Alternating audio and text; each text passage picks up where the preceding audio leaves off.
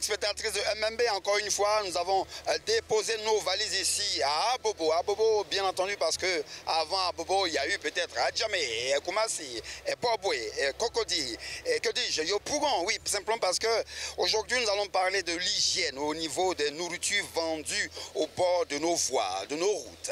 Et quelles sont les conditions de sécurité hygiénique que prennent nos vendeurs, nos vendeuses pour mettre nos citoyens, nos concitoyens, chers clients à l'aise, sans problème de santé, bien entendu. Est-ce que nous mangeons sain?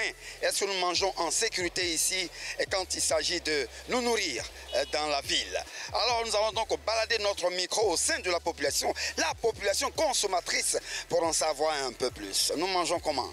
Comment? On mange comment dans la ville, dans la rue? Quand on parle d'hygiène au niveau de la nourriture, les femmes qui vendent du pain condiment, du riz, des salades, qu'est-ce que vous en dites? Bon, l'hygiène est bonne. Il y a certaines femmes, elles entretiennent bien la nourriture, elles sont propres, tout est parfait. Et par contre? Bon, par contre, il y a d'autres aussi, bon, la nourriture n'est pas bien couverte, c'est un peu sale. Bon. Où tu as acheté la banane braisée là-bas, c'est comment? Là, elle est propre. Toi, tu es sûr? Oui, elle est propre. Attends, ouvre ça, je vais voir si c'est vraiment propre. Il faut rester connecté, chers téléspectateurs. On va tester cette balance-là. Non, elle est vraiment propre. Oui, elle est vraiment propre. Hein? On doit prendre des mesures sanitaires pour quand même penser à la population par rapport à toutes les nourritures qui sont vendues sur les trottoirs. Voilà, comment on fait pour prendre des mesures de sécurité en matière d'hygiène? Comment on fait? Les fameuses vendeuses, elles font comment? Je pense qu'il faut quand même une campagne de sensibilisation pour les amener à comprendre que la nourriture, c'est ce qui rentre dans le corps. Et qui rentre dans le corps, quand c'est pas sain, ça crée des maladies. C'est pas hygiénique, c'est pas bon pour la santé. C'est pas bon pour la santé, mais on voit bien que ça marche. Ah, mais quand il n'y a rien à côté, tu fais avec ce qu'il y a là. Il y a des règles d'hygiène qui ne sont pas suivies. Est-ce que la population... C'est clair que ce n'est pas suivi. On parle de l'hygiène au niveau des nourritures vendues au bord de la route. Qu'est-ce que toi tu dis de ça?